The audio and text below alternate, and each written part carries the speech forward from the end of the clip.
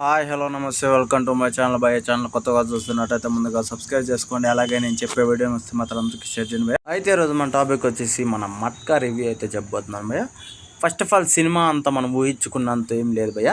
అయితే సినిమా మొత్తం మనకు గ్యాంగ్స్టర్ నేపథ్యంలో చూపిస్తారు, కానీ కాకపోతే అక్కడ గ్యాంగ్స్టరు అసలు వేరే ఏం ఉండదు, ఓన్లీ రౌడీజం మీదే చూపిస్తారు. కాకపోతే మనకు ఆ ట్రాక్ అనేది వేరేలా వెళ్ళిపోతుంది భయ, అది నాకు అర్థం కావాలి.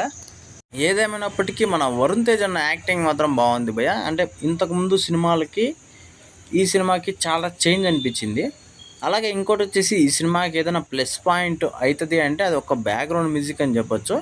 ఎందుకంటే ఇప్పుడు కంగువా సినిమా చూసాము, ఆ సినిమాలో సినిమా మొత్తం అసలు వాన్ చేసినట్టు ఉంటుంది. డిఎస్పి గారు మొత్తం సినిమా మొత్తం బ్యాక్గ్రౌండ్ మ్యూజికే కొట్టినట్టు ఉంటుంది.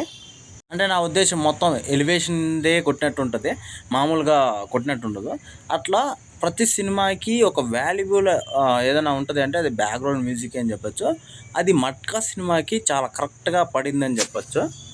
అయితే స్టోరీ కొంచెం బాగానే ఉంటుంది, కానీ అది ఎందుకు జరుగుతుంది అని అంటే అది తీసుకుపోయే వే అనేది సరిగ్గా మనకు కనెక్ట్ కాలేం భయ్య.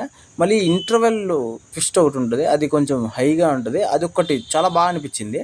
అలాగే వరుణ్ తేజ్ అన్నకి ఈ సినిమా సెట్ కాదనిపిస్తుంది భయ్య. అంటే ఈ స్టోరీ ఇప్పుడు వెట్ అండ్ స్టోరీ ఉంది, అది మన రజనీకాంత్ గారికి సరిగ్గా సూట్ కాలేదు. అదే ఒక చిన్న హీరో చేసింటే అది కొంచెం వేరే లెవెల్లో పోయేదేమో సినిమా. అట్లా మనకు కొన్ని సినిమాలు మనకు సెట్ కావు కదా, ఆ రాతిలో మన వరుణ్ తేజ్ అన్నకైతే ఈ స్టోరీ సెట్ కాలేదని అనిపించింది.